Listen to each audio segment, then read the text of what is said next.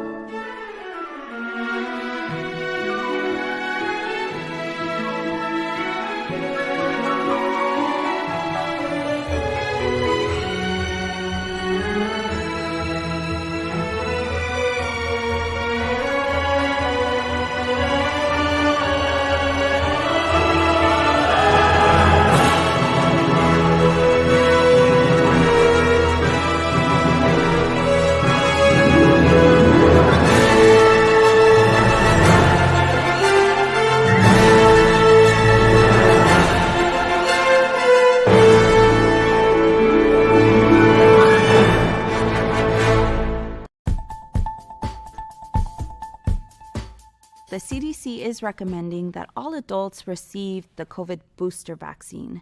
And additionally, we are also recommending our patients who are pregnant to also receive the COVID booster vaccines. And for me, it's super important, not only as a healthcare provider, but because I'm also pregnant and want to make sure that my pregnancy is as safe as possible. Yes, you can achieve a college education right here in your own community. Harcum College's ACE program at the Deliverance Evangelistic Church offers associate degree programs that can help you land a good job and improve your quality of life. I like Harcum and Debbie because I can continue my education. The teachers are great. The atmosphere is great. It's all possible through iLead and Harcum. Call now or check out our Facebook page at Harcum College at Deliverance Evangelistic Church. Everybody, kids are back in school, back in college. I'm here in Washington, D.C. at George Washington University campus downtown in Washington, D.C. And that's where my medical office is right there. Those who've never been to D.C., you in the heart of what's popping, George Washington University. All these kids, you know what that means, folks? That means everything is coming back to the world of no mask is coming soon. Back. Look at all of these kids. Just look for yourself. These kids are from the campus of George Washington University in Washington, D.C. Let's walk down some more, folks. My favorite place there is Whole Foods. You can see that. But I'm just amazed. Look at all the young people. This is what I'm talking about, folks. If the world is going to change with no mask again, it's going to begin with them. Yep. Now, older folk like me, I think we're going to have some older folk like me that's going to be wearing the mask a little longer. But summer 2022, when I look at these young people out here, and these young people, this is what's they're the future. Some of them still have masks on, some of them still don't have masks. We're here at George Washington University. That's where my sons were born, in that hospital right there. Stephen was born there, Amos was born there. My wife delivered my kids. That's where I've been going for the last 30 years. This is where the president go. All the presidents come right here for their medical business. But look at the kids, folks. Look at the kids. That's what I want to show you guys. This is the future coming back. The world of no mask again. It's going to be right with them. Where it's going to stop, folks. If it's going to change, it's going to change with them. These are the kids coming back.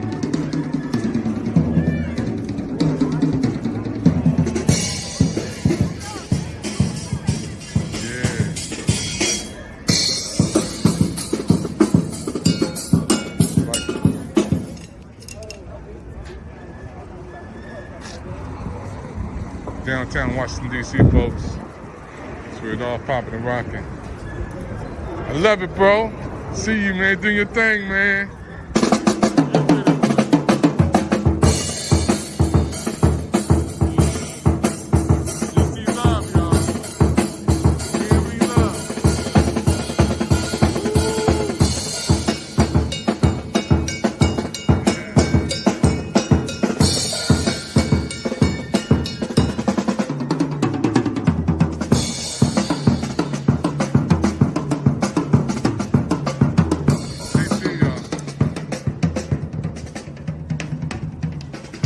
I love DC.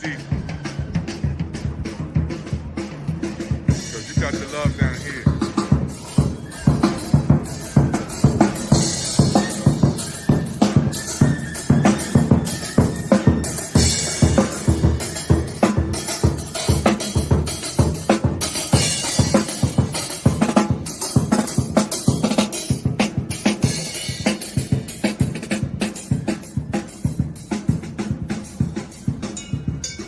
DC, y'all. So if you've never been to Washington, D.C., the wheels of economics is here. Where we roll in D.C. When you come to D.C., you got to check out the Pick TV network and the President David Evans. You got to check us out. We're going to make sure you have a good time. D.C. love. We down here at the George Washington University campus, right downtown in the heart of Washington, D.C. The Capitol's right around the corner, the Monument right around the corner, the White House right around the corner. Everything is right down here.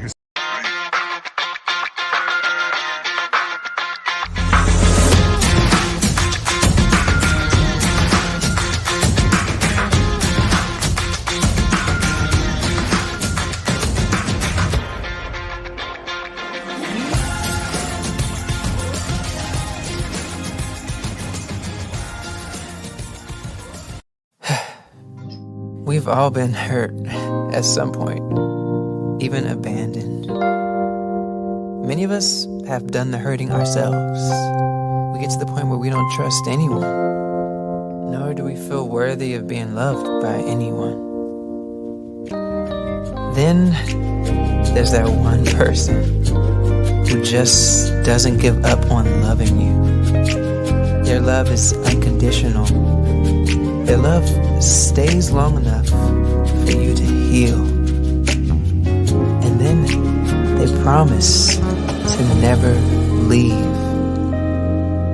That's love you can count on. God's love.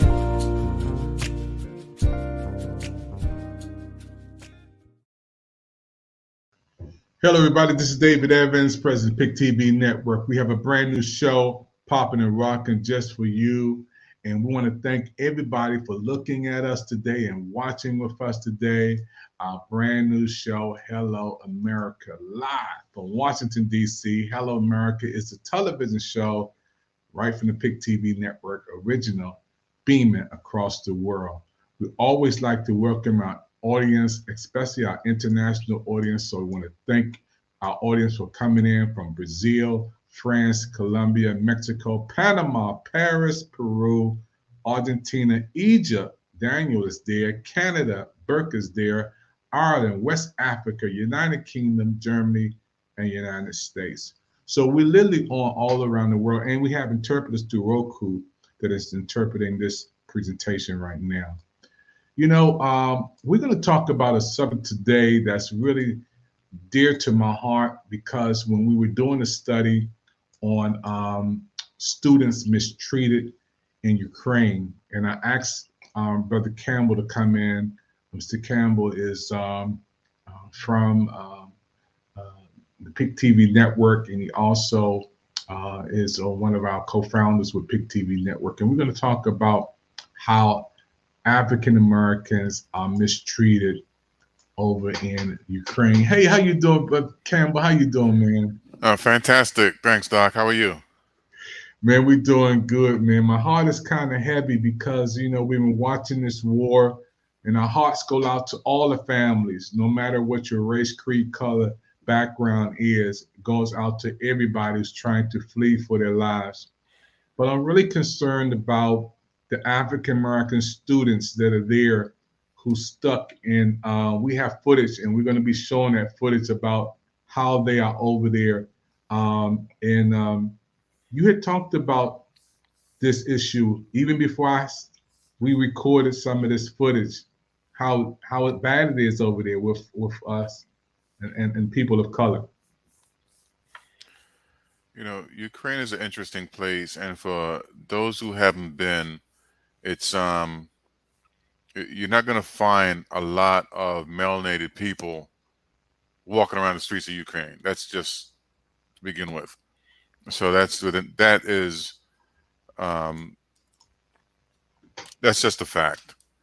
And the folks that are there are students, they're young people, they're found themselves stuck in the middle of a war zone and are experiencing a significant amount of racism where they're prevented from getting out of the country to board the buses and trains. They have children, some of 2 or 3 years old, sit in the cold and can't get support. They're being treated inhumanely. And I'm glad that the attention is now being brought to this issue, because there was probably a half of a line mention of it on CNN several days ago. And we have to raise awareness, because you have folks who are in a foreign country, find themselves in a war, and now they're being denied access to escape. And they're being denied entry to the only route of escape to Poland that is open to them. The situation troubled me dearly when I first became aware of it and shared it with you. And I'm glad that you're able to do some research and follow up on it, because if it's not for opportunities like what we have here in the PIC TV network to bring forth the truth, it would be swept under the rug for the most part in America. So I'm glad there's some other networks and our networks and folks who are becoming more aware of the situation, because if something has to be done, that you should not have time to be prejudiced and discriminate against people when everyone is looking to escape being bombed and killed, and particularly if that's not even your home country. So it was just a very disturbing situation, and it affected me greatly. And I'm glad that the folks who are on the ground were working together to get themselves out and sticking together, supporting each other. I'm glad that we're bringing awareness to the situation, see if we can bring some pressure onto the Congress and the world alike to force people to act more humanely. Doc, let's go and see some of this footage, man. And we want to say to everybody who's watching, Hello America is a brand new show created by PIC TV Network, like Good Morning America. This is our version, uncut, uncensored. And we're going to connect with our broadcast and show you a clip of what's going on over there with one of our sister broadcasters over in Ukraine. To flee Russia's invasion of Ukraine.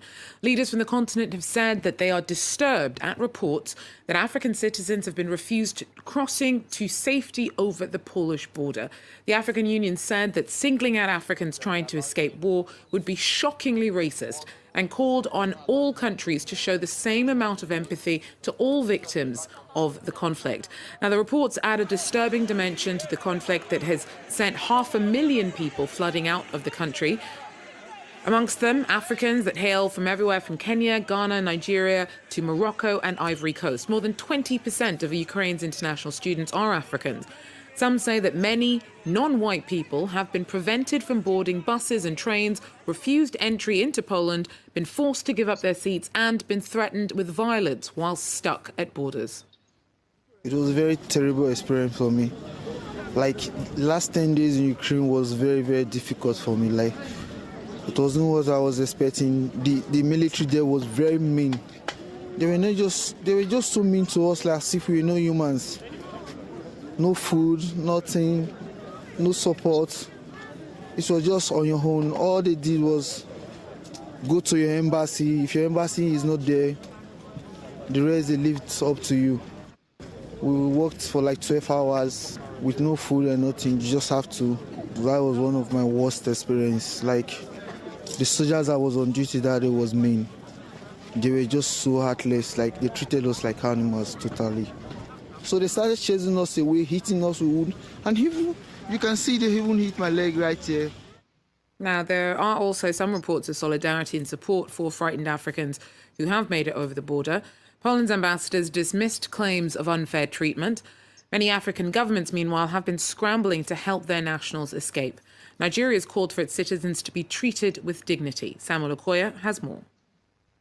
It's quite a big problem in Nigeria. The social media has been very active, reporting events in Poland and Ukraine. And the suffering Nigerians have been going through, it has become quite an issue for many people who have relatives there. Some of these people are quite young, students. Some of these people have babies, and we've seen a lot of hardship they are going through. When this war started, the feeling was that the Ukrainians have been oppressed, but now the Nigerians are beginning to have this feeling that the oppressed are becoming the oppressors, given the way the Nigerians and other Africans have been treated in the country. And what are some of the reports that you're hearing? What is this treatment? We heard a little bit there from a young man who said that the border guards were mean, but does it go beyond that? Well, we've had cases of where people were almost outrightly robbed.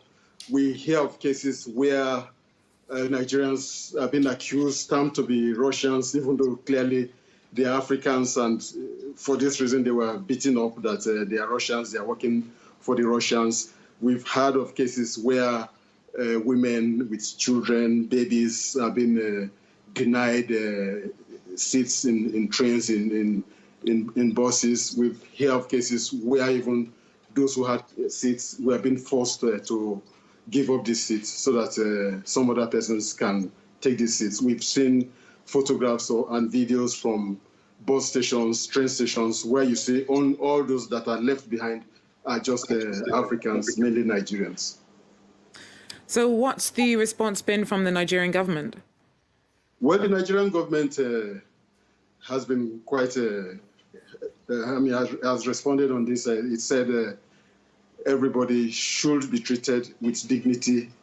That's in a conflict situation, everybody should, under the UN Convention, everybody should have a right to escape, irrespective of the color of their skin, irrespective of the passports they are carrying. And the government said Iranian authorities and Polish authorities have denied Nigerians the right to escape. And they said this should stop so that the Nigerians should be allowed to go to safety. So, of course, the Nigerian government cited instances also where Nigerians have been denied entry into Poland. The government outrightly said there is discrimination and Nigerians have been discriminated on account of their skin color. But Cameron, when you see that, man, it tears me up, because here we're 400 years later. We're in Washington, D.C. We got a show coming from Washington, D.C. But we have our brothers and sisters there trying to continue their education before this war happened, just going to school, trying to better themselves. And now they find themselves fighting for their lives and can't even get out. I mean, if you get to the train before I do, it shouldn't matter what color we are. But over there it does. You're absolutely right. And it's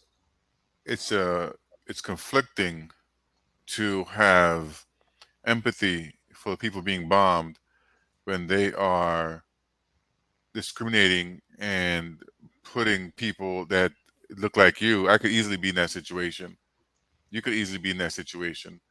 Any one of us could easily be in that situation. And we can't take it lightly. The young man that was speaking, when he said that the soldiers have been mean, his lack of command of the English language, it should not be taken lightly that he's saying the soldiers are mean. I think he lacks the vocabulary to truly express the mistreatment, the discrimination, the brutalization, the violence that he has been experiencing. And he was very clear. They were beaten, they've been denied, they haven't received food, they're not providing any kind of assistance. They're living in a torturous environment, attempting to escape war like everybody else, particularly since that's not their home country. They should be given certain considerations to make sure that people who are visiting their country get the opportunity, like anybody else, to get out. And they're being targeted, they're being detained, they're being abused. This treatment is absolutely, you know, just disgusting in behalf of the people from Ukraine. Wow. Yeah. And you know, I can tell, you know, before we even start the broadcast, everybody's watching, you're watching a brand new show called Hello America from PIC TV Network, produced by us, designed by us, founded by us, PIC TV Network, only seen here, our version of Good Morning America, but Hello America. Campbell, you were, when we were talking earlier, man, you were really heated up, man. You were really passionate about the babies over there. And you said it's even worse than this. And I couldn't imagine anything worse, but you stated it is worse than what we see. The coverage that we're seeing the coverage of the people, the gentleman who, once he's gotten out of Ukraine, telling about his experience, and we're seeing the coverage of the people at the airport being denied access to the trains. There are people not able to get that far. They're in the cities that are currently being bombed. They're stuck in shelters on the ground or in the garages on the ground. They're dealing with racism while being in the city of different cities in Ukraine. There are no reporters there filming those stories. They're not out doing their camera phones. They're just doing all they can to survive. They're doing what they can to get out and survive. Then they can be interviewed and tell the stories on TV. But for right now, they're in the thick of the battle, and they're not getting any support. There are stories of Africans are going back in once they found a way out to help other Africans and create our own network of rescuing our own people because no one else is helping us. So we're creating financial support, sending financial support. There are different individuals on the ground who are African helping other Africans escape. They have the same situation with folks from the Middle East, which is just North Africa. There is no such thing as the Middle East. They're North Africans. So they have the same situation, attempting to make their way out into safety as well. I don't know how, in the middle of a situation like this, people find the time to be racist when we should all be coming together to make sure that everyone gets safe and, you know, can see babies that, I mean, Ukraine gets cold. I mean, you're talking about negative 20, 30, 40, 50 degrees cold. So I'm not sure what the temperature is there now, but it's definitely not, 70, 85 degrees. So we should be more sensitive to, getting people who come there to the train and come to the train station, just getting them on the first thing moving and getting people out and getting them to safety. And that should be what the concern is of the government and the soldiers that's there, that's preventing, because we're talking about individuals and people who are at these locations, stopping one able-bodied male whose only difference is he's of a melanated hue and a white Ukrainian. That's the only difference. He was there first. They were there first. They stopped them, removed them, and bring white Ukrainians on to take their place and leave them staying at the train station. That is disgusting. Yeah, my heart goes out to everyone who's fighting for their lives. And I was just quietly disturbed when I go to CNN and go to Fox 5 and, go to all the other big major networks. And I hear little coverage of the African American students who are mistreated and those who are just college students. These are kids. Campbell, one day my godson, your son, he'll be going away. So what if he was over there right now? I think any parent should have empathy regarding the situation, and every human being that's watching the situation should feel, you know, a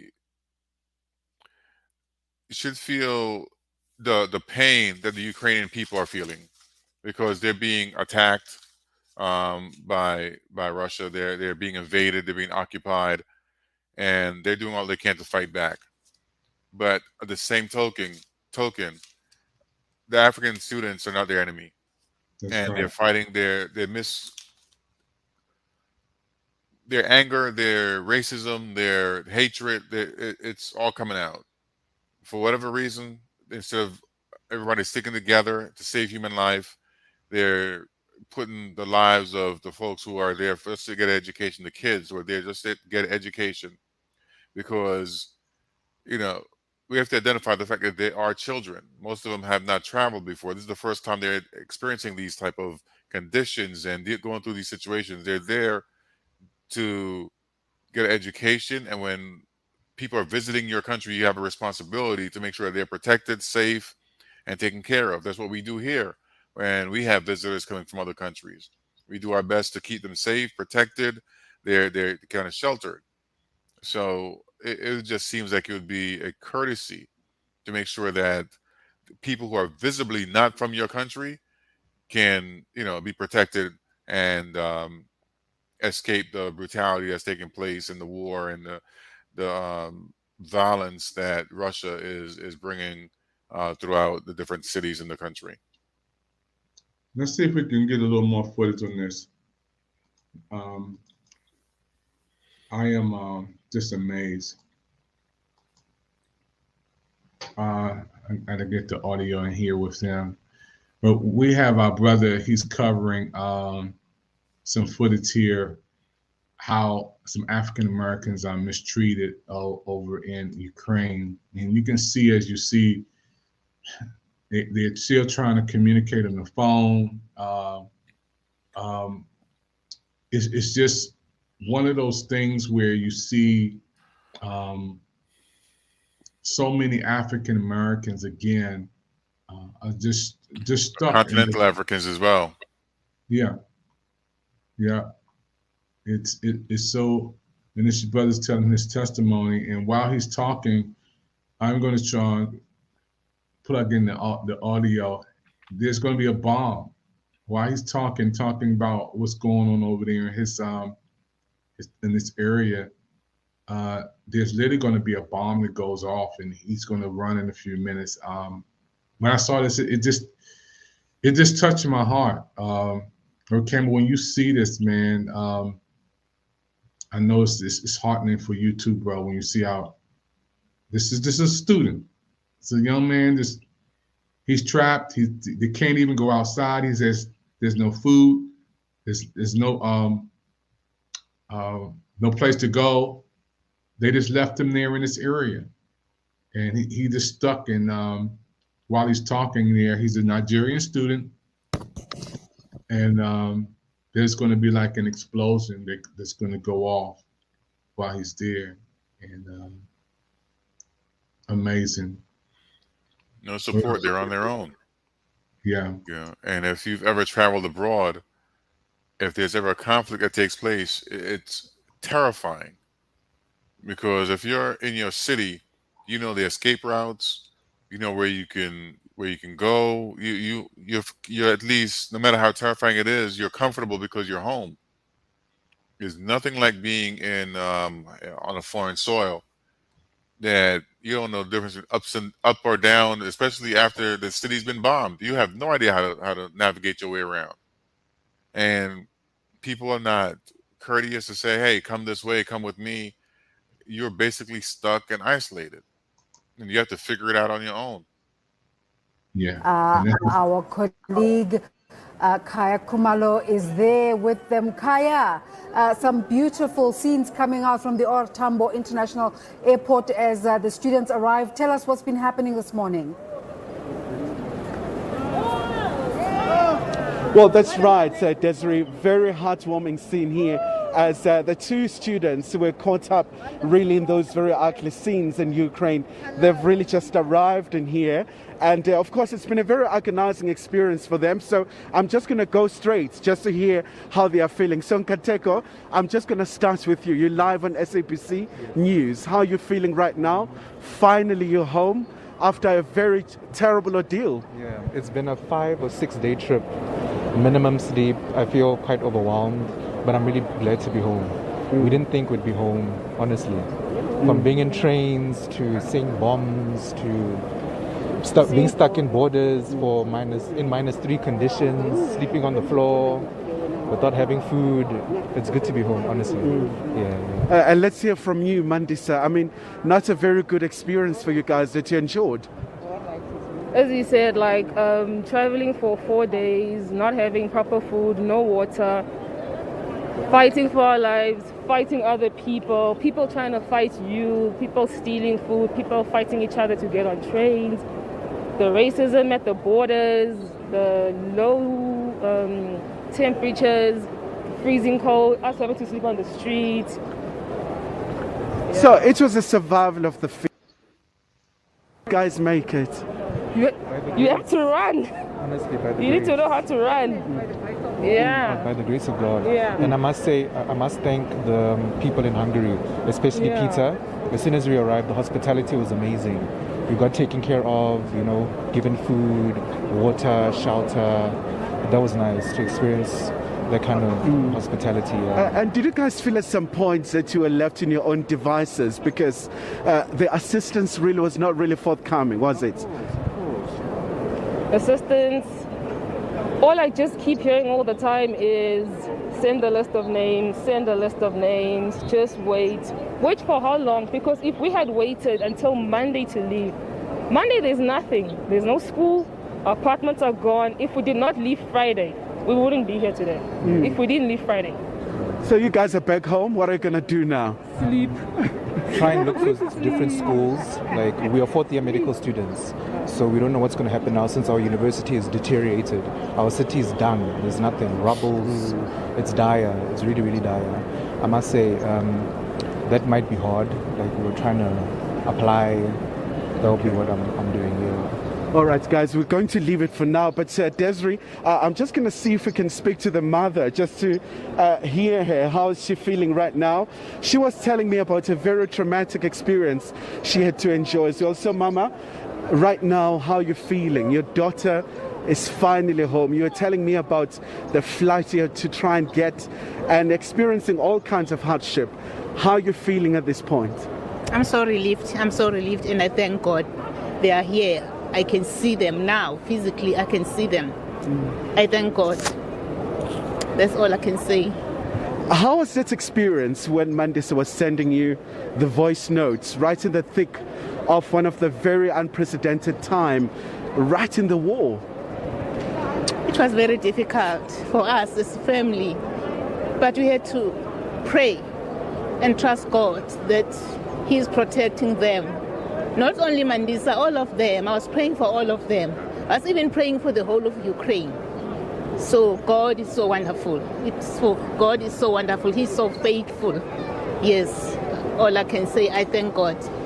All right, Mama, thank you so much. Of course, Desiree, that's Mandisa's mother. Of course, she's quite grateful. It hasn't been a very easy experience. And of course, you can see the scene where we are, right? The arrivals at terminals. Of course, you can see the families here. You can really see a very heartwarming moment. It's a joyous occasion as the family now will be interacting and making sure that their children are looked after. But also they were really talking about their experiences, really traversing the hardship and really a very emotionally taxing experience being away from home, especially because it's the coldest time in Ukraine. So imagine facing quite a very horrendous war. So for that, Desiree.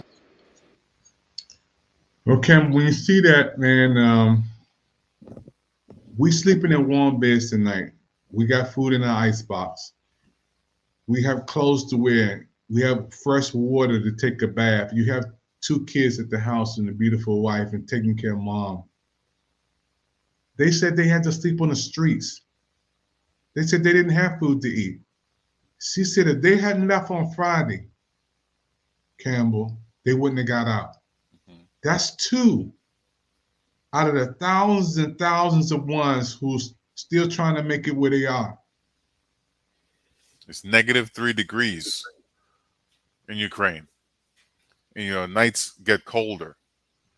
Ukraine is a cold place. And coming from a warm climate, they're not dressed to survive that environment.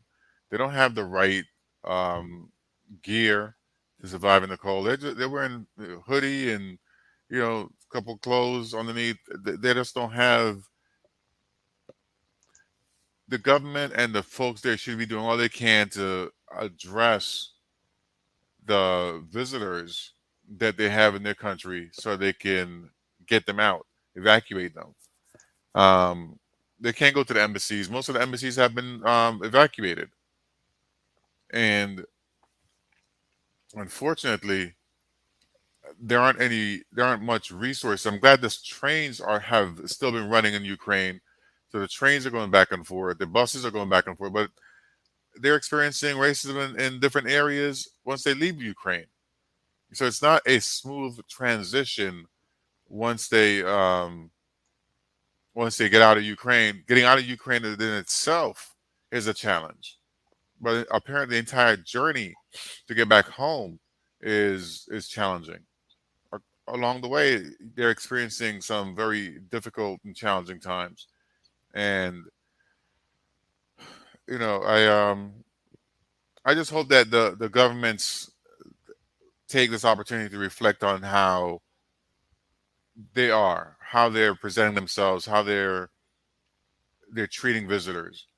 And I can't say the United States is any better because we continue to experience racism and discrimination in this country, and we are pretty much at the forefront of diversity and inclusion, but we still have our challenges in this country. So we're not pointing the finger at any other nation saying be like us. By all means, no. We all have a far and long road to travel, and we should just do the best to make sure that people are treated fairly, with dignity, decency, and not discriminated against just because that they are different color, not because they are different weight class, not because they're different orientation, not because they have different hairstyles. When we're in particular these type of situations, we should just respectful of human life, and that's my issue. And और कि कोई 2-3 दिन से सोया नहीं है और हमारे रात को मेन हमें रात को रहने की जगह इसलिए चाहिए क्योंकि रात को -3 से -10 के बीच में टेम्परेचर हो जाता है जो बिल्कुल अनबेरेबल है और हम सब इमरजेंसी में आए हैं तो रेगुलरली सब एक जैकेट में आए हैं अंदर जनरली सबके टी शर्ट है या तो नीचे ट्राउजर्स हैं या जीन्स है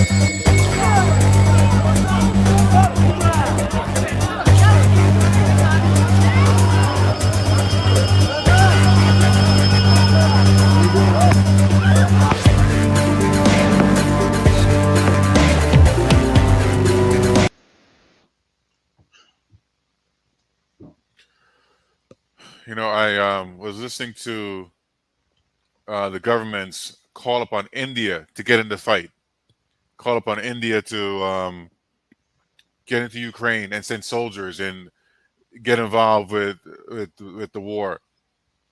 And the question is, the environment for them have not been welcoming.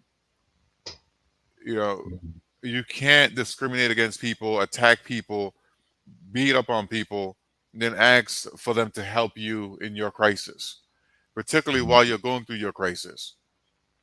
You know, it's disheartening to watch. It's uncalled for. It's uncalled for. People just want to get home. They just want to get out. They want to be safe, and they're worrying about getting bombs dropped on them from the enemy approaching, and they can't advance because they're being discriminated and beaten by the forces that's supposed to be securing and protecting them. You know, they're in a situation where they have to fend for themselves, similar to the Africans, similar to the people from Muslim countries. It's an environment that if you're not Ukrainian, if you don't look like you were born there, if you're not white Ukrainian, you're not welcomed, you're not assisted, you're not supported. You are basically on your own fending for yourself. Yeah, and I think, you know, when we think about it, Campbell, you know, over there, it's two wars. It's the wars against the bombs of Russia, and then the color of your skin. Let's just be real. Let's be honest. For them to be mistreated, go to the train station, we're not letting you on. Go to the bus station, you're not letting you on. I had another footage that we have from over there with one of our brothers and sisters. They walked to the bus stop and they said, we're not letting you guys on.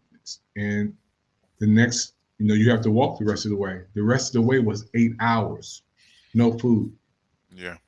8 hours, 8 hours. And the sister walked 8 hours and made it, thank God. And it's in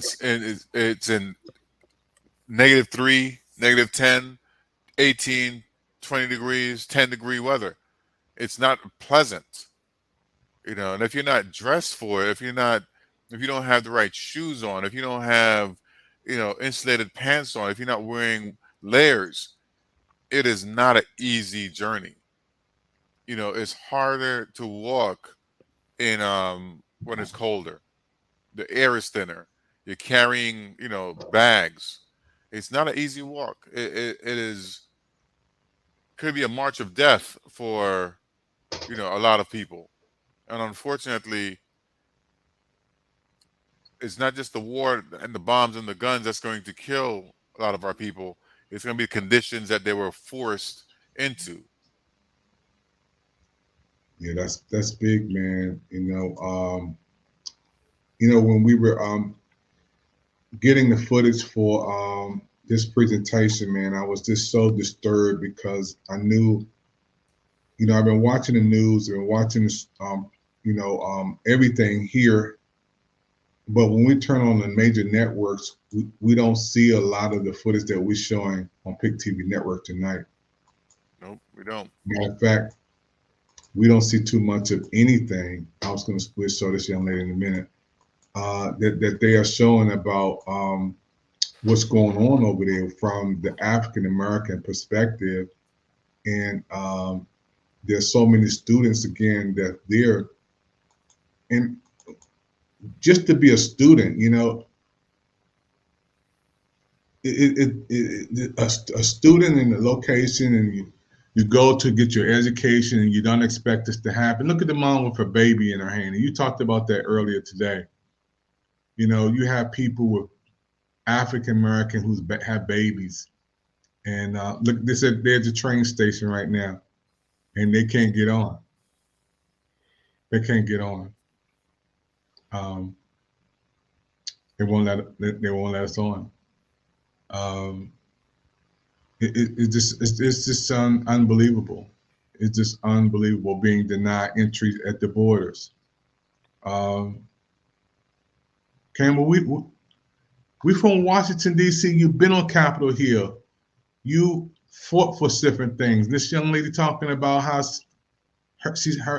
her life, man, the passport. It seemed like there's,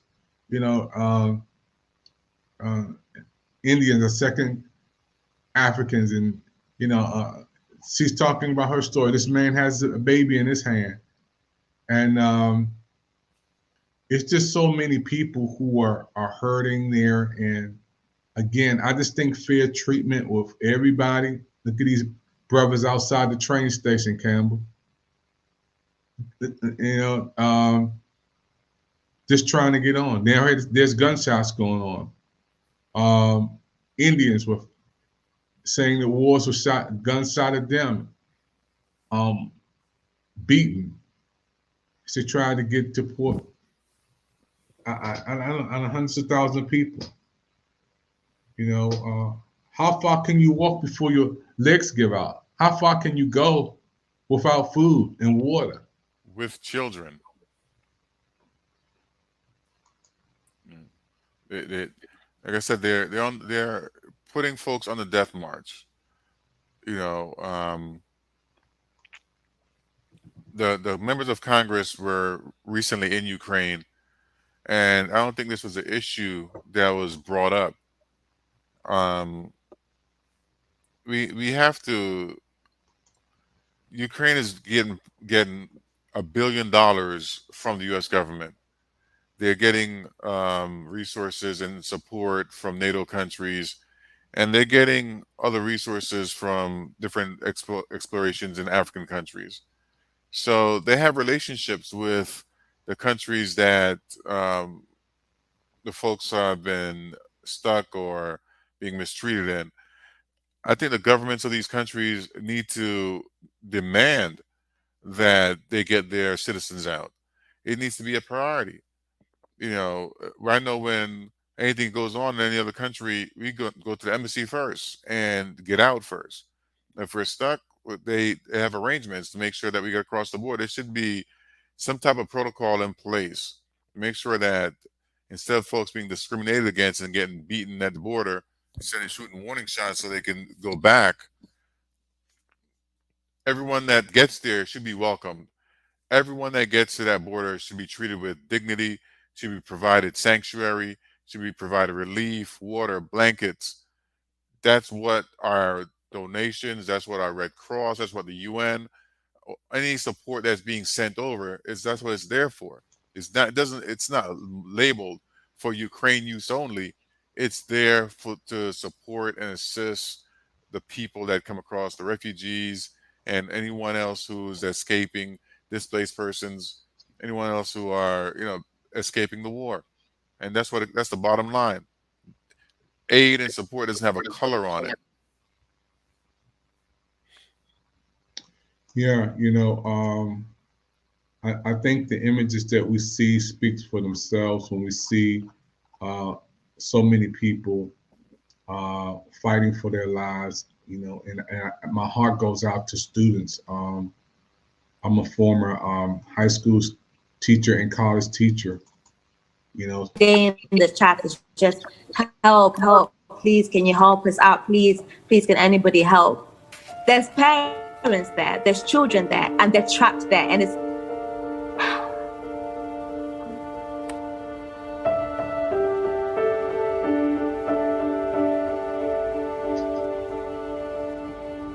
when the news came about what happened in Kyiv, we were scrambling to get supplies together because we knew we had to leave.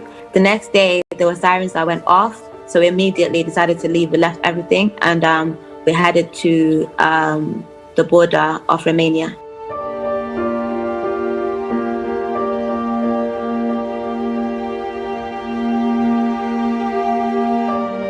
So the day the news broke out, I instantly thought about the African community in Ukraine because I knew nobody would prioritize what was going to happen to us. So I started creating Telegram chats so that people could communicate and think of ways to get out, and sharing resources on Twitter, along with trying to find my own way out. The students on the ground in Sumi have been like raising their concerns with me about what is happening. So far we've been able to find 1,000 students, but there's still some students that we're not in touch with, and the number is growing every single day.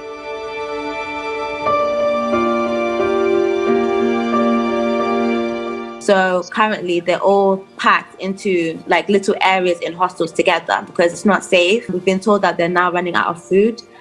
In the shops, there's just snacks. They're too scared to leave to even go get more food. So the situation is very, very serious. Like it's very dire. I'm exhausted. I'm so tired of the journey itself, but I'm also increasingly like, it's really, really upsetting me, like speaking to students every day who are crying out for help. And I know that I've managed to cross over to the other side, and I can't help those people by myself.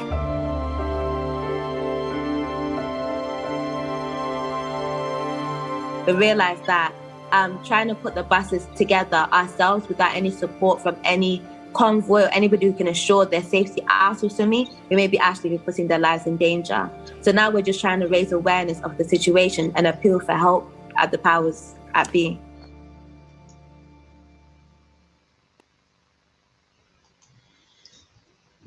Well, Campbell, when I hear the young lady talking, man, how some of the students are scared. They're stuck in places. They don't want to leave because they don't have nowhere to go. Food's running out. Me and you were young, man. We were in our teens. We were in our 20s.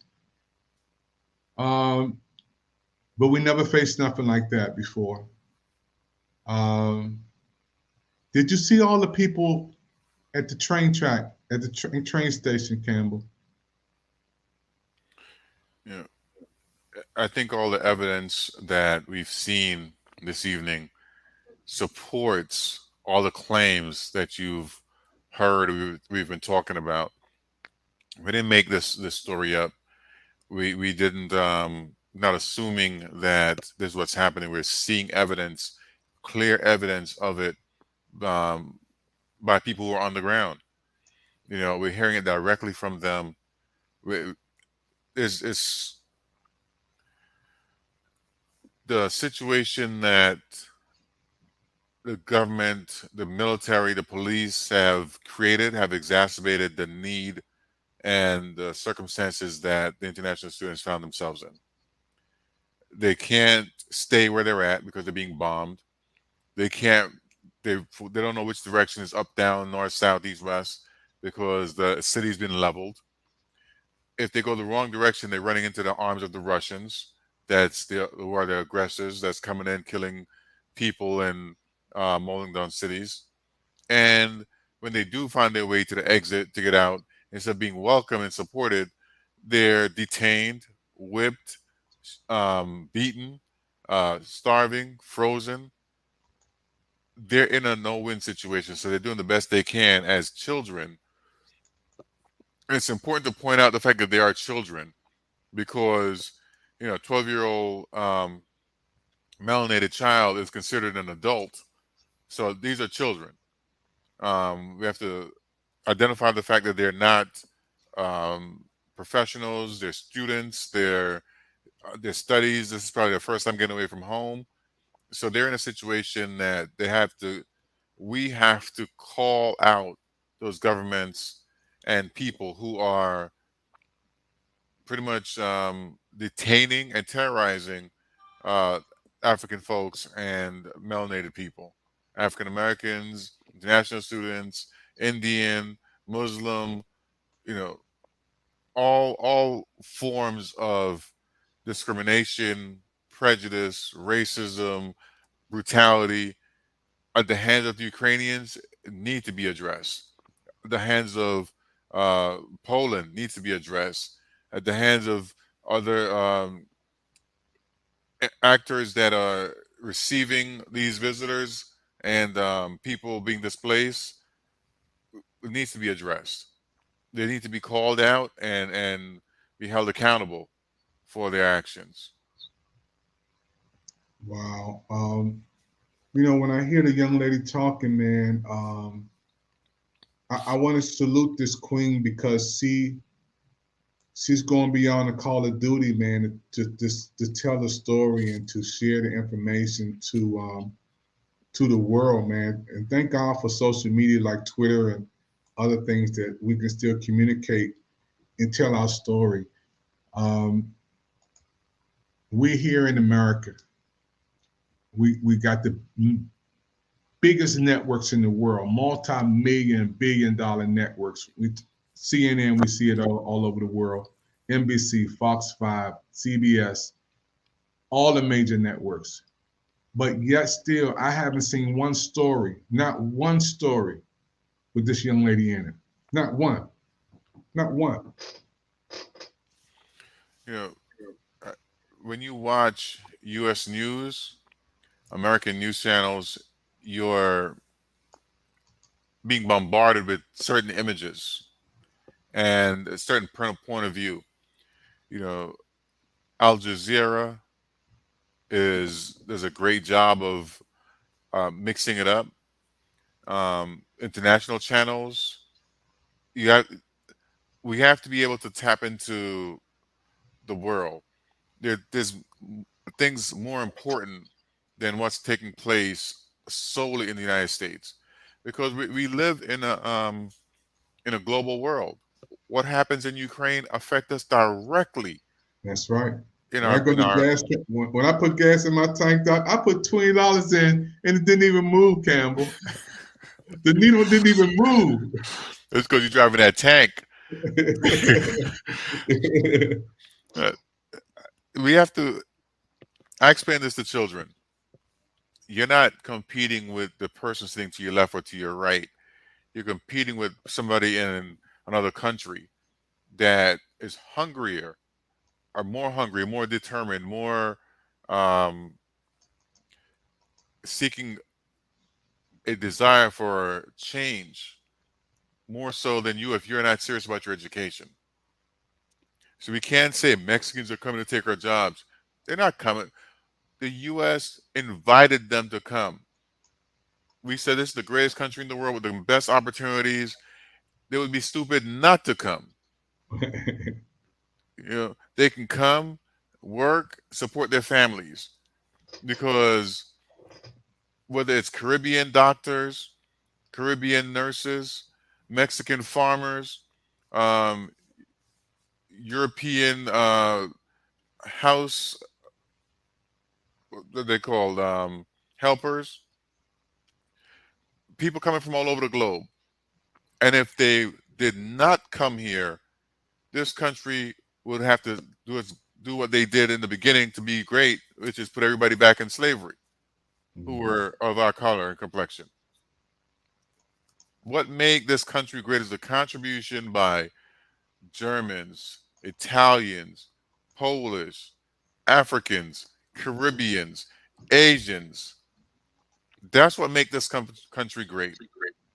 And if we are not opening our doors to welcome people, if we're doing what they're doing in Ukraine and in Poland and other places, if we continue to discriminate and not see the value of human life and human beings and what their contributions are to society at large, then we're already halfway down a very terrible path. Because if we don't understand that value, what's coming next is going to be critical. We have a new pandemic strain that is on its way here. China has already locked down 50 million people. Europe is locking down people. It's coming here too. So if we think that mass mandates is keeping us sick, no, they were actually saving our lives. We need to make sure we're acting with intelligence and have value for human life, deal with issues like the pandemic, deal with issues like what's taking place in Ukraine, deal with racism, because the next wave of terror could be in the form of a nuclear weapon or a pandemic weaponized COVID strain that can be more ravaging than anything we've ever seen. We don't know what's to come, but we should be making sure that we value human life and protect everybody so that we can, continue on as a people on this planet.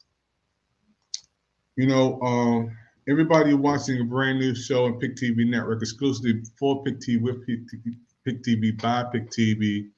Hello America, uncut, uncensored, our version of Good Morning America, and you can watch it all day right here on the Pick TV Network channels.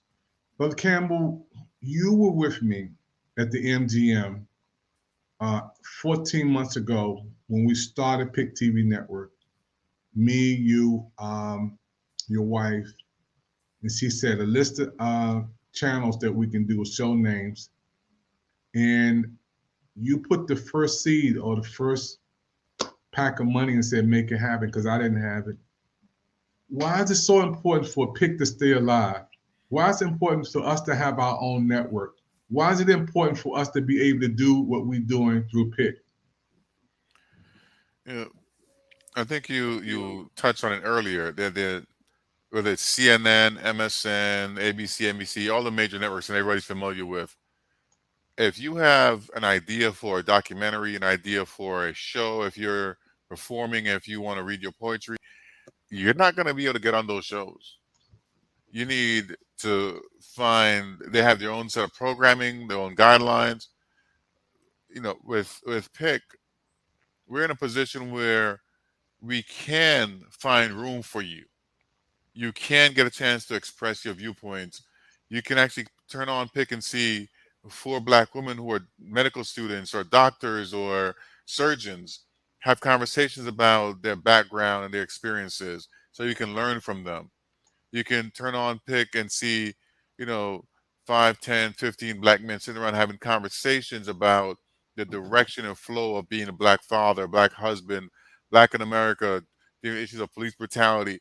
You have there's no limit to access to media that we don't have.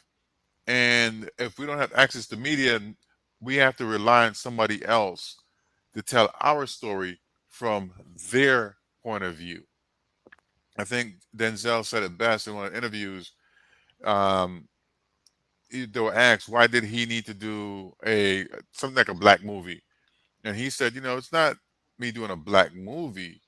It's, he said Schindler's List was a great movie, but they didn't it wasn't done by a Black person. It was done by Spielberg, who happens to be Jewish, because they can relate. There's certain familiarity, relatability. There's certain experience that they can put into it that, I haven't been Jewish. I would know the beginning of that story.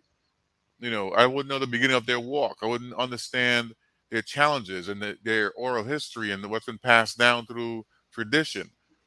The same way we can't allow for other folks to tell our story, they can tell our story from their experience and their perspective, but they can't tell our story from empathic, personal experience that they've gone through.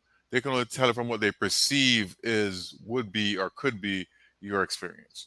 So the uniqueness, the value, the reason for Pick is because we have an opportunity using the Pick TV network to expose the world from our viewpoint, our standpoint, our vantage point, the experiences. No white person can tell what it feels like to be a Black person being pulled over by the police. I don't care how woke, how awake, how liberal, how much you lived in this. They cannot, because time and time again, we've seen videos where you have a Black and a white person, and the Black person gets stopped by the police, is thrown on the ground, boot in their neck, handcuffed, and being sat on, while the white person is pretty much given a bottle of water, asking if they're okay. Yeah. It's almost impossible to really convey that. You can show the image on TV, but to actually have somebody who's been through that, who's understand the trauma and the terrorism that you have to deal with on a regular basis when you see the police, when you walk into a bank being rejected, walk into at a job interview and being told that the job is taken. They just advertised the job 24 hours ago. It was in this release. You show up 24 hours later with your resume in hand. They say, "Oh, sorry, the job's been taken." But then the person who came after you is somebody that you see is white, gets the interview, and gets a job, and they're offering you, more qualified individual, a job in the mailroom or doing in the janitorial services, or totally rejected and turned away. Those experiences cannot be really put on screen, articulated, and emphasized in a way that folks who haven't been through it can truly understand it and express it. So the value of PIC is to give us that opportunity to do that, because the amount of talent that we have in our communities, whether it's Hispanic, Latinos, South and Central American, Caribbean, 54 nations of Africa, and the myriad of diversity that we have on the continent through our cultures, because the lines is not how we are, how we're grouped. We're grouped by our cultural alignment. That's what makes us who we are. Because even though we may live in Nigeria, we eat differently. We experience. Jamaica is this big. It's a very small country. Jamaica has 13 parishes, and in each parish is 13 separate culture and multiple subcultures, multiple language, dialect in a language. And most people, if you're not from Jamaica, you don't really understand this and realize. You think, oh, Jamaica, everybody's no problem. There's significant differences going from parish to parish in Jamaica. The language is different. The nuances are different. You have, so many, and then you have the influence of others coming in, but you have so many different subcultures within the culture itself. It's fascinating. So you can imagine Jamaica is a dot on the map compared to Africa, and it's amazing how people just take for granted, oh, they're African or they're black, they're all the same. We have significant differences, and we can tell our stories with tremendous vibrations and colors and vibrant and enthusiasm and history, culture, from a perspective that if you are not into their culture or have been introduced to it, you wouldn't understand it, because you see it, but there's an appreciation for it that you can actually present unless you are going through it.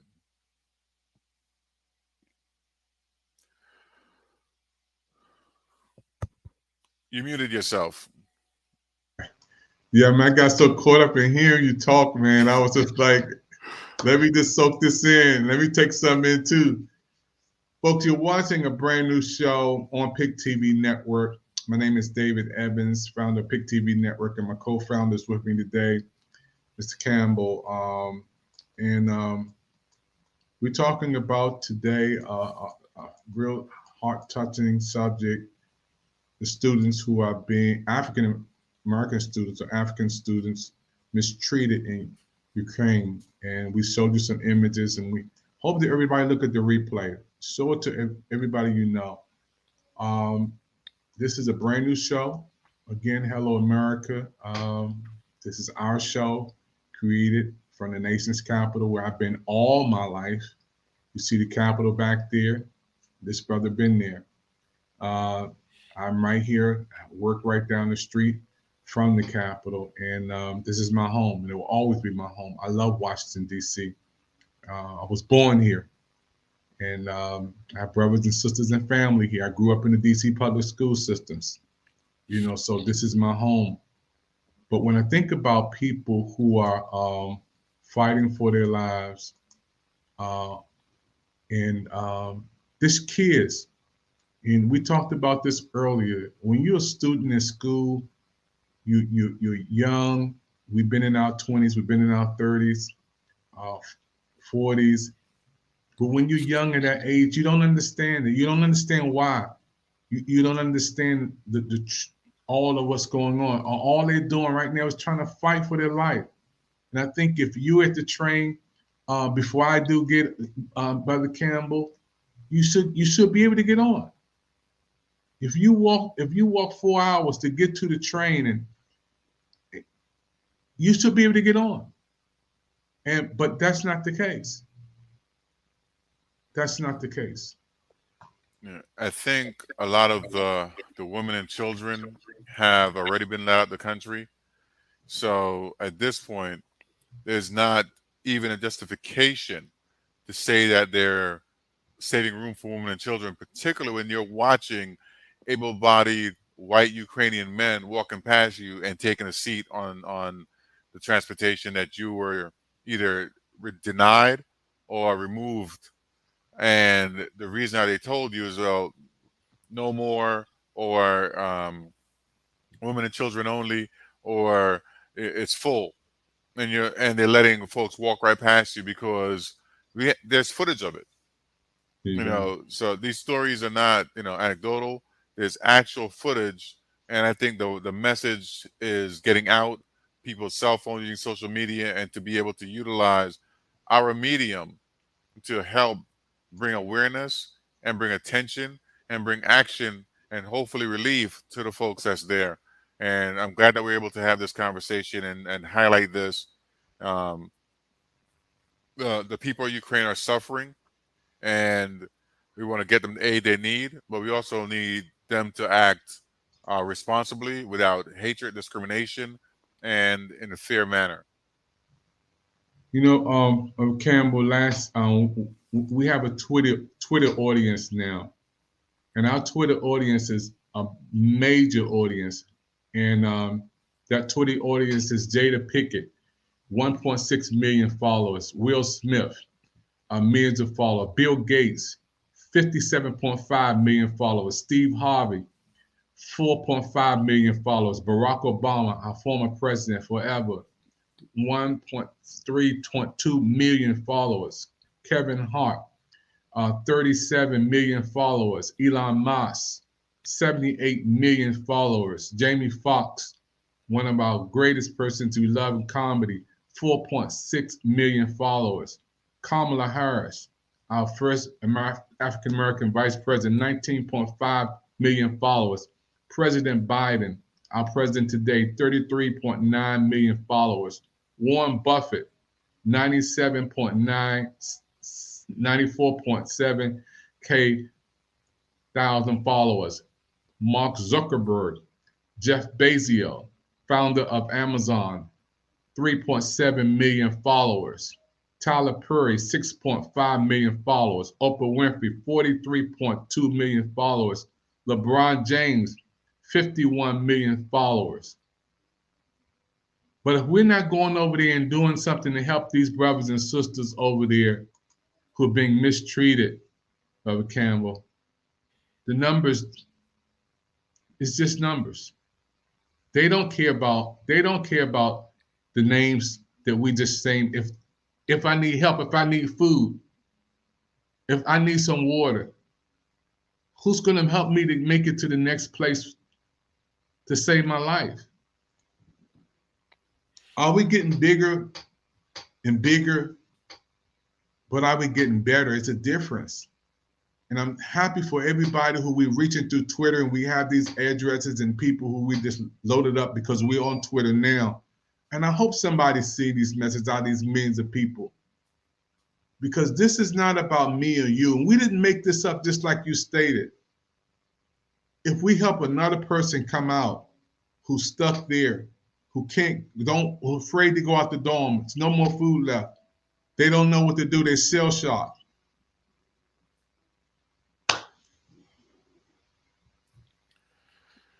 I think the question you asked is very relevant. Are we getting better? And I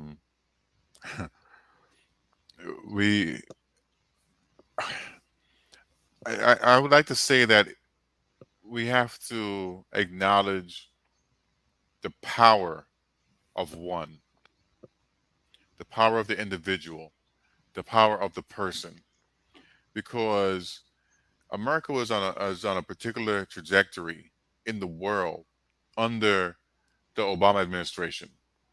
There was a visible difference in how the world treated us and how the world was operating. Following the end of the Obama presidency and the beginning of the next presidency, that one particular individual created a firestorm that just swept through the world with absolute total destruction and disregard for human life. And people want to know, what is their one vote, their one voice, their one action themselves? What is it that they can do? It's not going to make a difference. And it makes all the difference in the world, as we can tell. You know, each one's voice adds to the conversation and the noise that's taking place to make it louder and louder and louder. And, you know, our movements are led by individuals. They're led by a person. You have to put a face and put somebody in charge, because we follow individuals, we follow leaders, we follow people.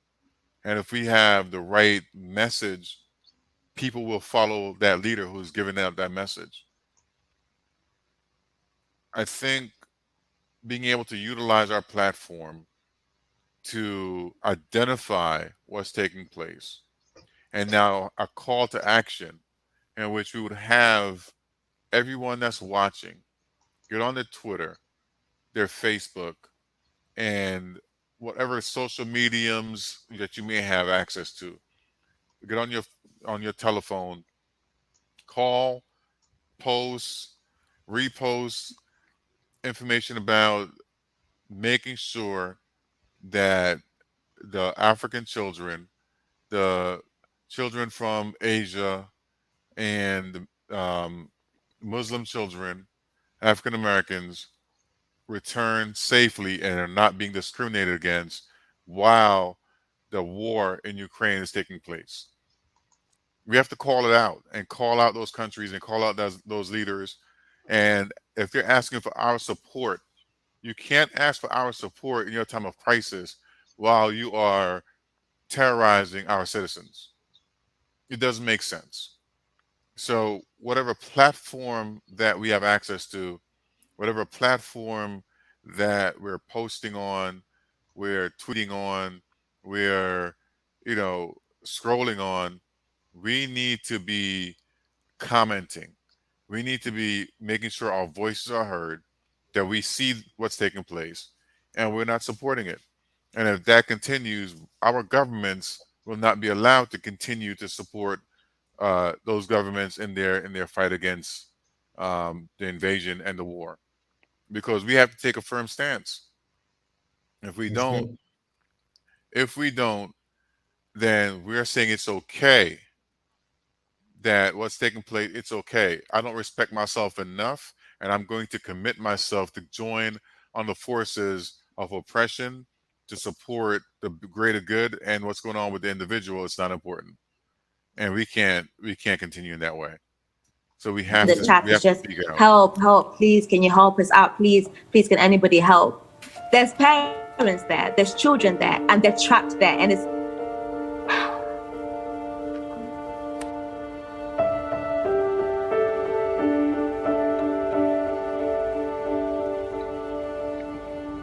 when the news came about what happened in Kyiv, we were scrambling to get supplies together because we knew we had to leave.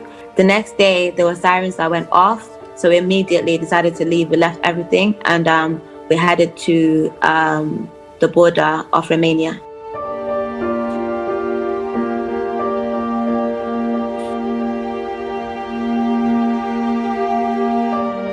So the day the news broke out, I instantly thought about the African community in Ukraine, because I knew nobody would prioritize what was going to happen to us. So I started creating Telegram chats so that people could communicate and think of ways to get out, and sharing resources on Twitter, along with trying to find my own way out. The students on the ground in Sumy have been raising their concerns with me about what is happening. So far we've been able to find 1,000 students, but there's still some students that we're not in touch with, and the number is growing every single day.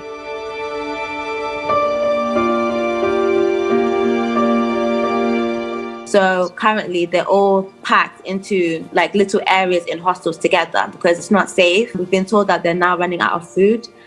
In the shops, there's just snacks. They're too scared to leave to even go get more food.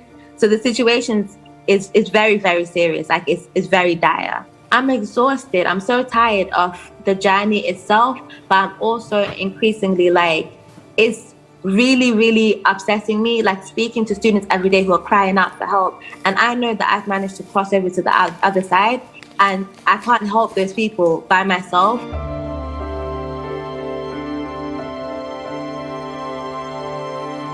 We realize that trying to put the buses together ourselves without any support from any convoy or anybody who can assure their safety out of Sumi, we may be actually putting their lives in danger. So now we're just trying to raise awareness of the situation and appeal for help at the powers at be. Well, Campbell, when I go back and I see this footage right here, all the kids at the train station. Oh man, that it's just touching because I can imagine that when the bombs go off, you're scared, you're afraid, and then when you try to go to the station, just look at the Right line there, right that there. picture. It's unbelievable. It's so many of us on both sides of the track, but I don't see a train. I don't see anybody coming to get them. These kids, they're not even 21 years old. They're not 25 years old. These are kids. And as you stated, it's freezing cold out there, man. A lot of them are 17, 18 because 19 years old because they graduate younger. They graduate at 16. They graduate at 15. And they're going for their, advanced degrees. So a lot of them are 17, 18, 19 years old. And is their first time leaving home. They're in a country where surrounded by other countries where no one looks like them, don't speak the language, or the languages.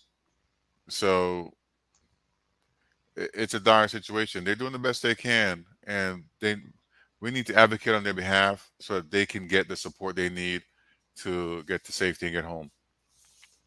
I applaud the effort that the young lady's doing, and it also goes to the point of Africans are connected on social media, online. They utilize social media to communicate very well because they're on vast amounts of land, and they've been ahead of the technology game going back to the early 90s. So people think that Africa is not connected, or, there are parts in the United States that's not connected. There's some parts in the DMV that's not connected. Have poor signals. But no one says we call that part of the world third world country. The technologists haven't reached out there yet. The population doesn't support the cost to put the towers there yet. So the folks on the continent, continent is 3.5 times the size of the United States. So there's going to be plenty of vast areas that don't have connection. But they've been working through it and figuring it out. We can call almost anybody on WhatsApp, almost anywhere in the world. Yeah. And that's just one technology. Marco Polo is another, Signal's another. So there's technology that exists that we can use to reach people around the world. We have to, respect her humanity, her care for her fellow person. She didn't say she connected with fellow Zimbabweans because she's from Zimbabwe. She didn't say she connected with South Africans. She connected with other Africans, people that she knew were not getting a help to get out of Ukraine. So, there are people who are in the situation doing the right thing, but they don't have the resources. They don't have the access. They don't have the connection. They don't have the. Like she said, you can send buses in there, but are you putting more people in danger if you don't have the routes mapped out? Because you could be driving people into a tank where they're going to be killed.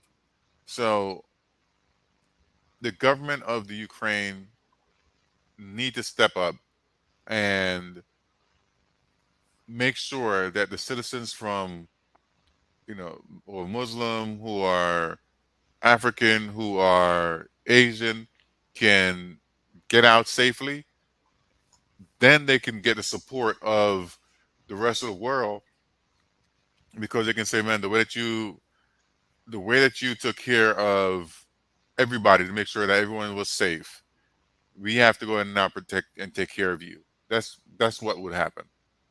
But you're asking people to risk their lives to come in and protect you when you're not protecting the people who are there, especially if they don't look like you. Yeah, I really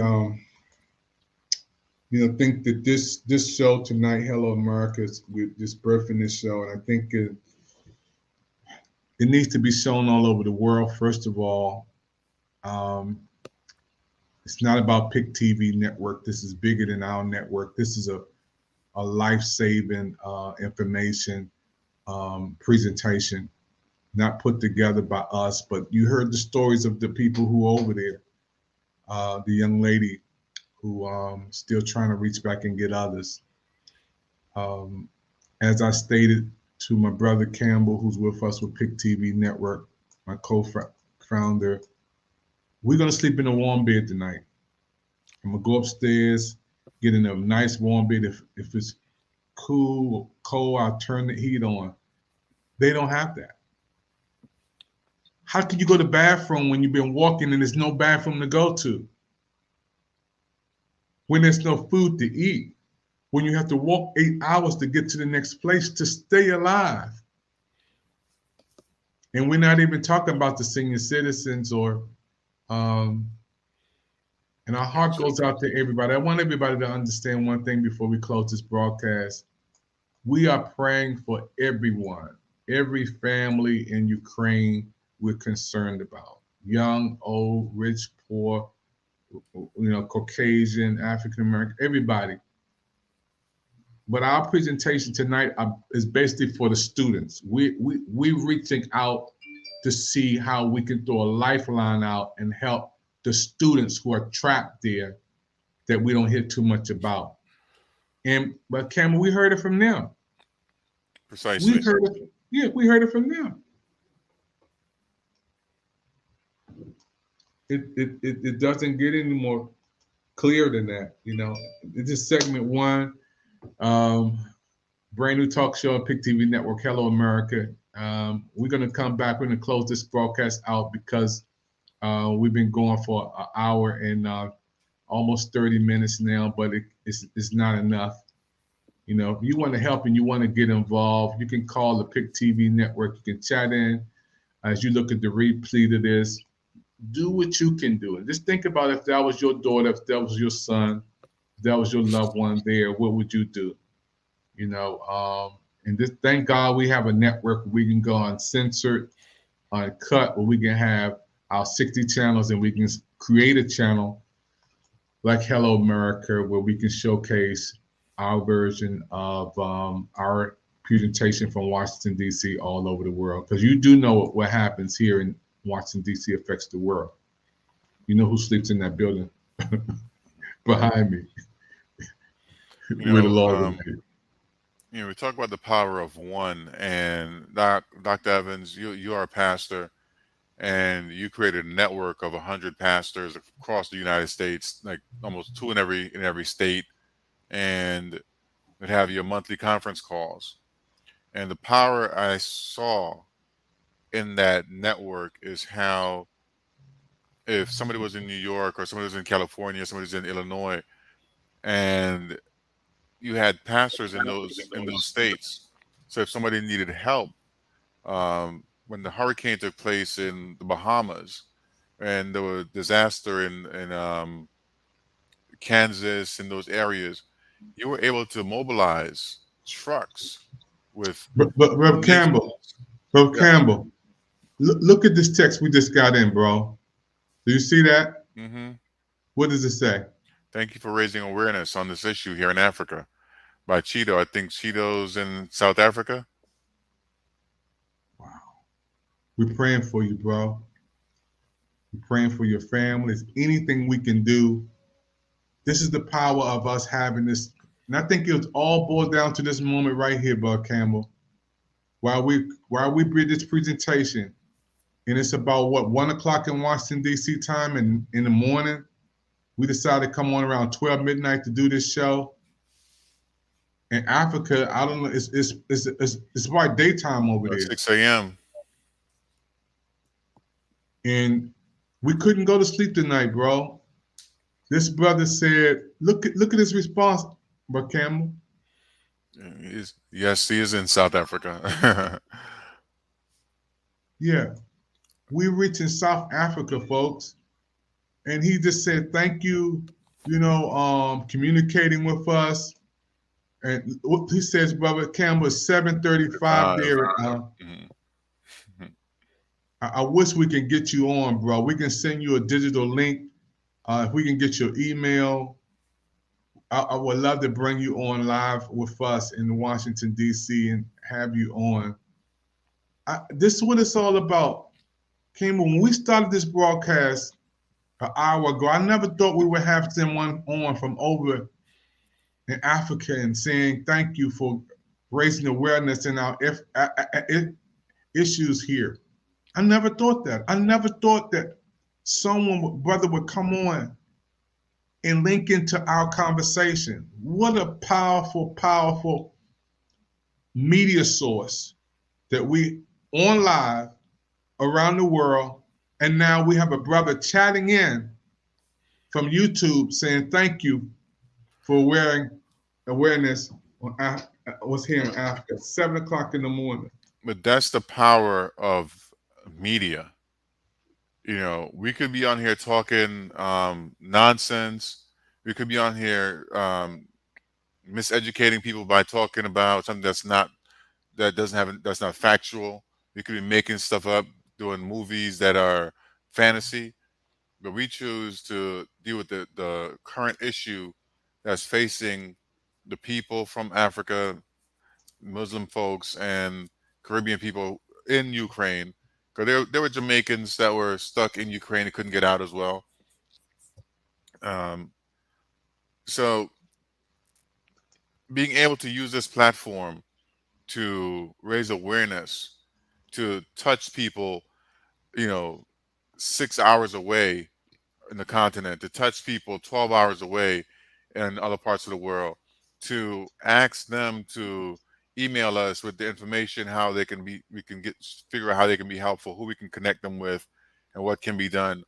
But number one thing is, don't keep this information to yourself. Go on social media, post it, let it be known, raise your voice, because each one voice add up to something. So each one voice makes a difference. I thank the brother for listening and for responding and paying attention to the issue, because we have to mobilize. It doesn't, this can happen to anybody, anywhere, to anyone, anywhere, any given point in time.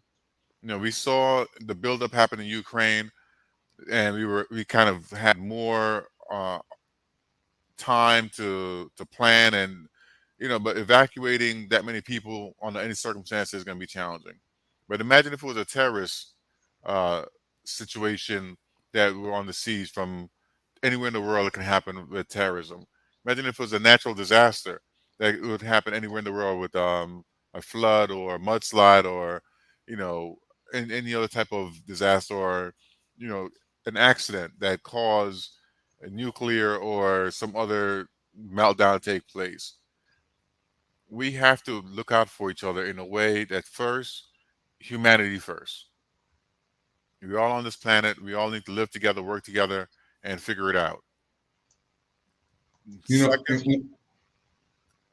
Go ahead, Doc.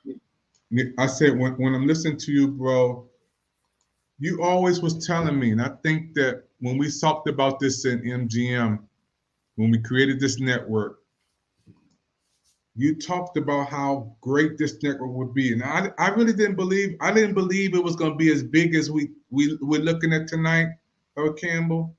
That means they're watching. While we on in Washington D.C., it's blowing my mind. We're live on Pick TV Network, and we're talking about how Ukraine African students are being mistreated in Ukraine. And while we on live, we literally have a brother from over in Africa saying thank you. He's seeing the broadcast. He's seeing this presentation.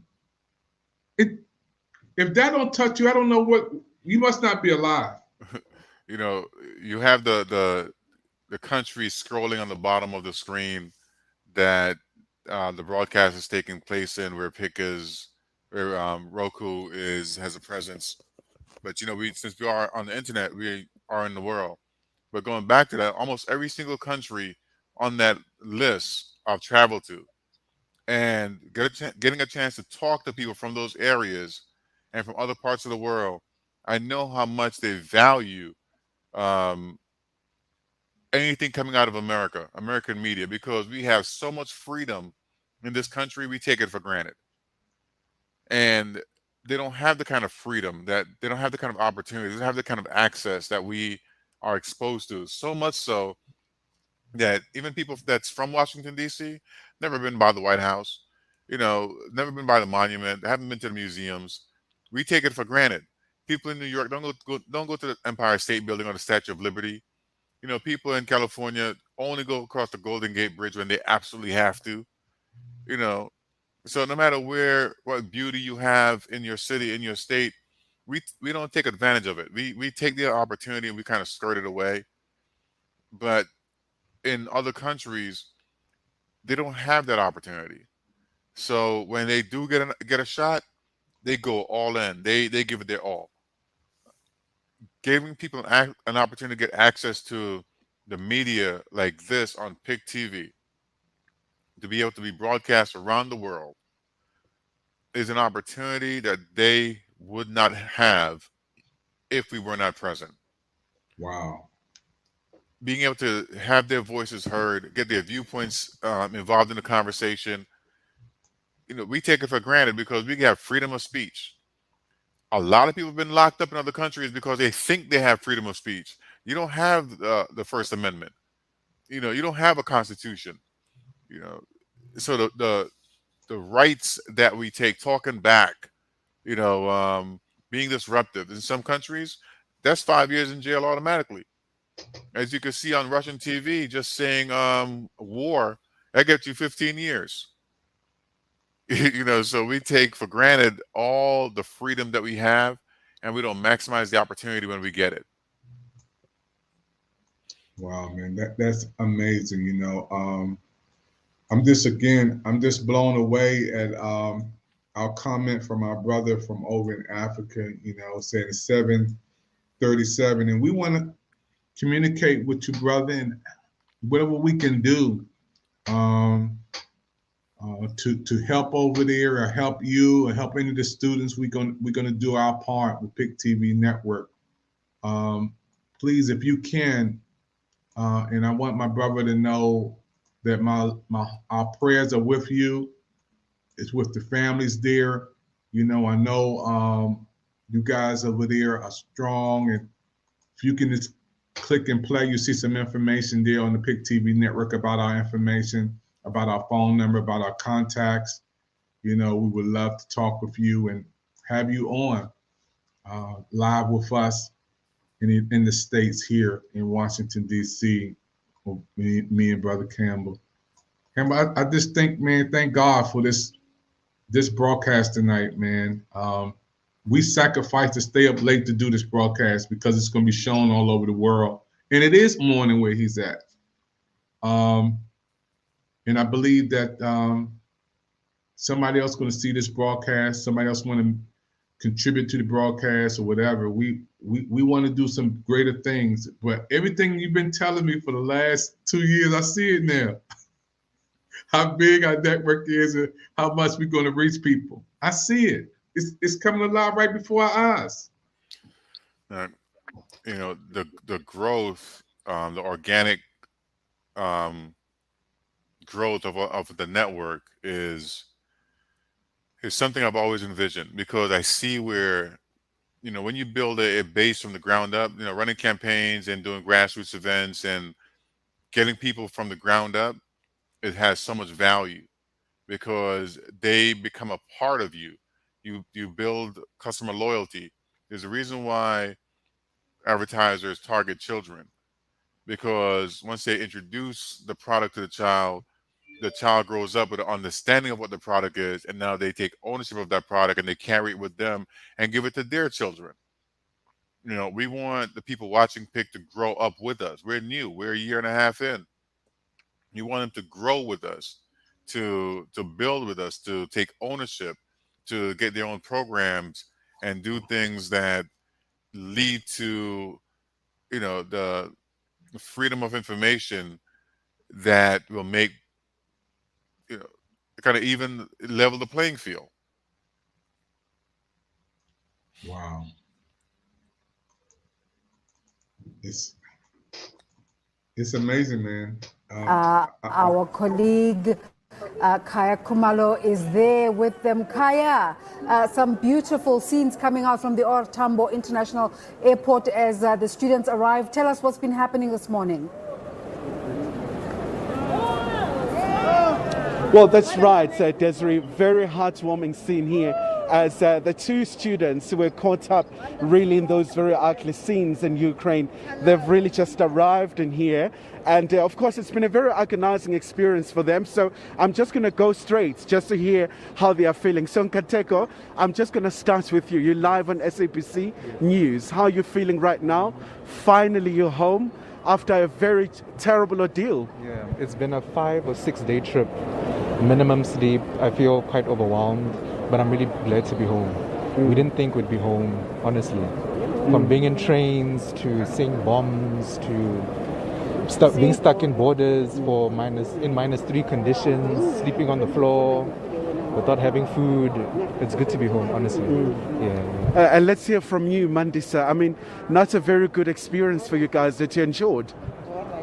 As you said, like traveling for 4 days, not having proper food, no water, fighting for our lives, fighting other people, people trying to fight you, people stealing food, people fighting each other to get on trains, the racism at the borders, the low temperatures, freezing cold, us having to sleep on the street. Yeah. So it was a survival of the fittest.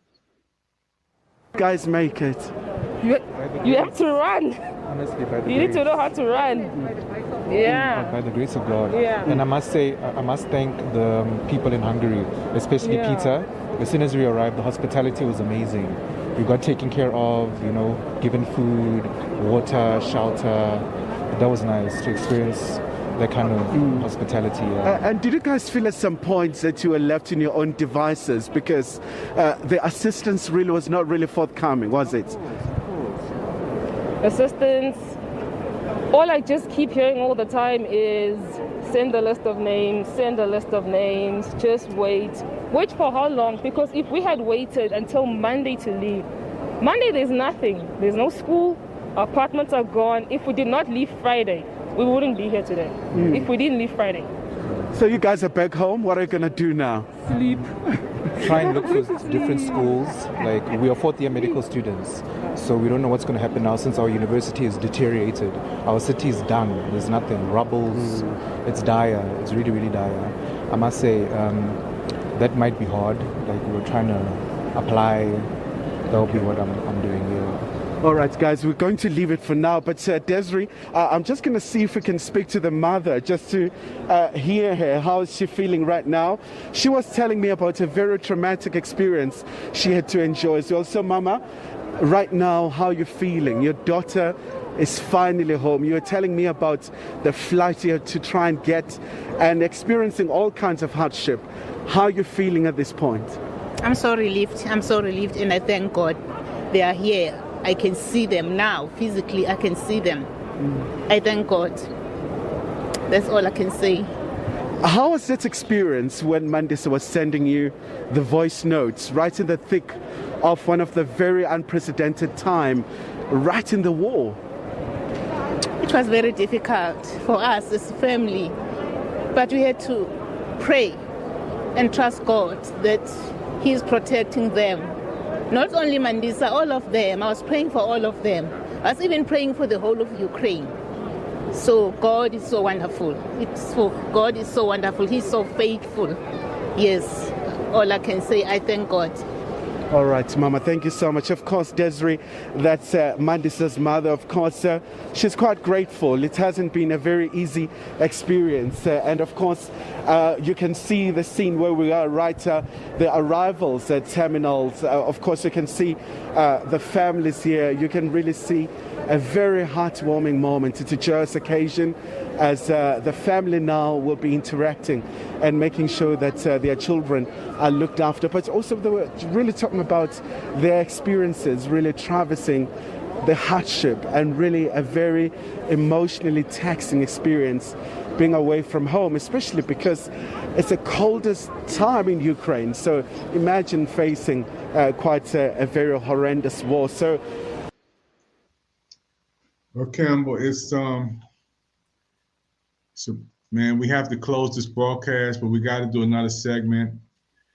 Our brother over in Africa who just popped in and chatted in with us. We've got to find a way to get him on because I want him to come on the broadcast with us. You know, if you can chat in and we can get his email, WhatsApp, whatever we got to do to get a signal to bring him on. This has been amazing. Those who are watching right now, this is our show, Hello America. You'll see it only on the PIC TV network. It's our show, organized by us, founded by us, Mr. Campbell and I. We're doing our first segment of many, many more. I believe God smiled down on us tonight because we had the person chat in from over in Africa who's here, and he's saying thank you. And I think we got another chat. I just seen something else that he popping in with us, saying thank you. You know, and we saying thank you for popping in and giving us the love that we have. Man, I'm just gonna take a breath, a deep breath, and say I love you, bro. Hug the kids for me. Tell the wife I said hello, man, and thank you for being the best co-host in the world, man. For this, I'm just trying to keep up with you, Doc. Up at 2 o'clock in the morning, up early, late. I remember before you started this, you were getting 10 hours of sleep a night. Hey, but listen, it's 7 o'clock over in Africa, man. So the world is ready and waiting. There's tremendous opportunity, 24/7, bringing people in from all over the continent, all over the world, getting different viewpoints. And, a lot of people won't, to some people, this is their first interaction with Black people in America. That's not in the movies. That's not rappers. That's not playing sports. Seeing two regular human being Black men sitting down, having a conversation, talking about real issues that's affecting them in their country. And I think it's an opportunity to really be transformational, change the narrative, and change the paradigm that people place us in certain boxes to a paradigm of regular people that can have conversations about global events and have a perspective that they can relate to, because they wouldn't get this opportunity anywhere else. This is something that you don't find on Fox, you don't find on ABC and CNN and MSN. You're not getting this type of just raw, uncut conversation. This is not. We're not reading from note cards, or we're not reading from what's coming up on the teleprompter. We're actually having a dialogue about the circumstances that the Africans and Caribbeans and Muslim and Asian students face in Ukraine, in a war zone, being discriminated against, being abused, being denied access to services, being harassed at the border. It's unbelievable. It's like a bad movie. So this platform is something that I'm so glad that you continue to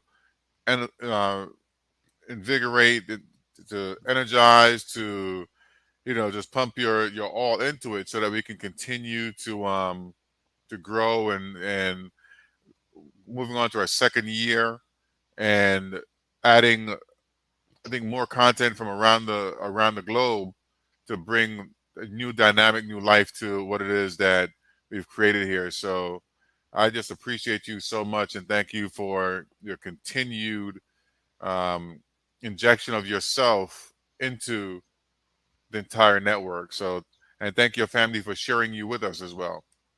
And we have some good people out here, man. Again, when we on Twitter, when we locked into Twitter, we have a Twitter audience that we send our links to now, from the president to everybody. And I want to give a shout out to Anthony Anderson, Rotimi from Power, Kim Burrell, Vicky Winans, Dorinda Clark Cole, Maya, who had just seen Sunday at the MGM, Howie Hewitt, Trina, William Hung, Claudia Jordan, Brian Mitchell, Reginald Ballard, Brumman from the fifth floor, Martin Lawrence Show, Kid and Play, D.L. Hughley. And today we just got another promo from Super Queen, who is a movie actor today, who gave us another promo. It's so many people that I want to thank. And these people gave us promos. And when they gave us promos, I'm just so happy and I'm so thankful, and I feel so honored and blessed, because they didn't have to take time out to do anything. But when they took time out to give us a promo, and Miss Debbie Morgan today, a beautiful queen, she gave us that promo today, Brother Campbell. She's a movie star. We're going to be putting hers up here too. She sent us this today. We're blessed, man. And I think because we're giving back, and we heard the brother on today from West Africa, when we started this program, and we got to close, folks, African students mistreated in Ukraine. And then when the brother came on from over there and said, thank you, this touched my heart, man. I think this is what it was all about before we even got started. I believe God saw that. And I think this is the first time we stayed up to do a late night show this late this year. Because I know when we first started, we were doing shows late. 3 a.m. in the morning.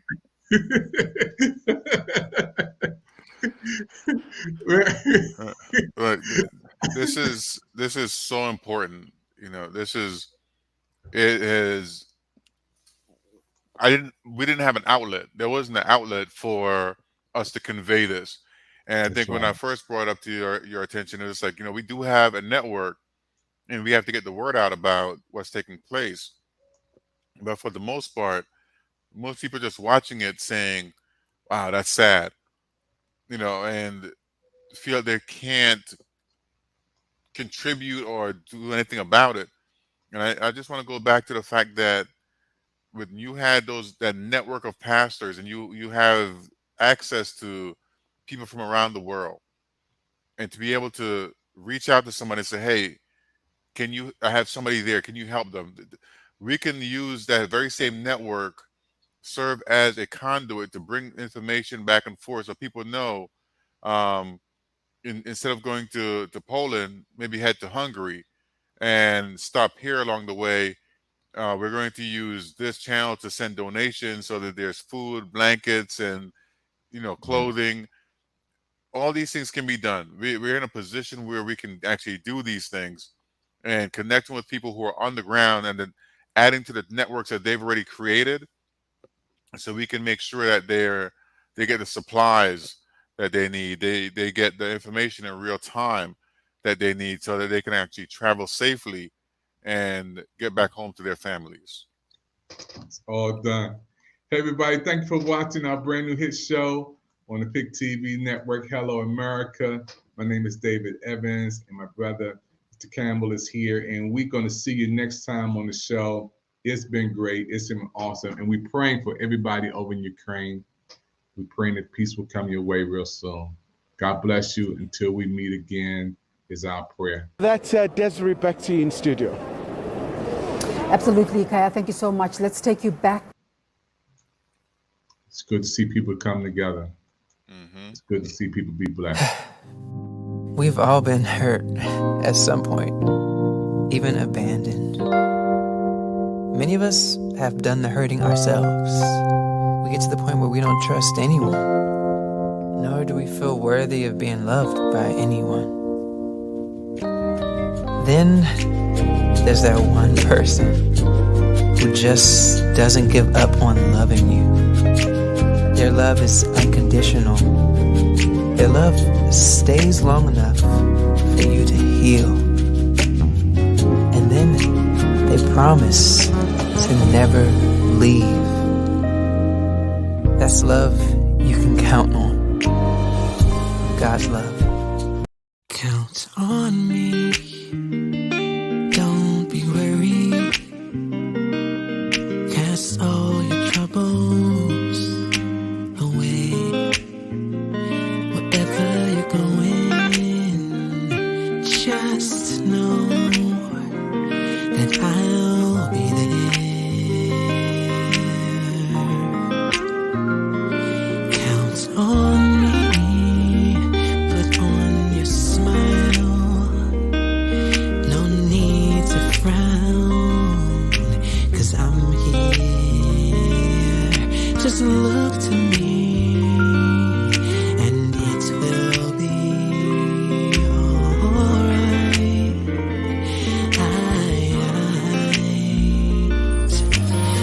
Take a breath and look around.